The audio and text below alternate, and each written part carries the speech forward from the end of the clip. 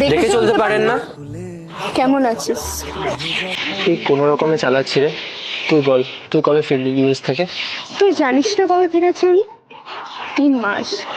3 মাস ধরে খোঁজ করছি তোর, খুঁজিনি তোকে। পুরোনো কোনো বন্ধুর সাথেও তো যোগাযোগ রাখিস না।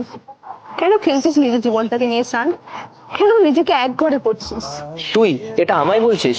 4 বছর আগে যখন আমার কোনো কথা ভাবিসনি, আজ আর ভাবতে হবে না প্লিজ। তুই এখনো সেই একই জিনিস নিয়ে পড়ে আছিস। তুই ভালোভাবেই জানতিস যে ওই লং ডিস্টেন্স আমার কোনোদিনই পছন্দ ছিল না। আমাদের 3 বছরের সম্পর্ক, এই কথাগুলো একবারও ভাবলি না তুই? বসে ঘন্টার পর ঘন্টা গল্প, একসাথে দেখা স্বপ্নগুলো কিছু মনে পড়লো না তোর, তাই না? আর শেষে তুই আমায় বলে গেলি আমি নাকি তোর মতন আধুনিক নয়। আর ভাবিস না প্লিজ।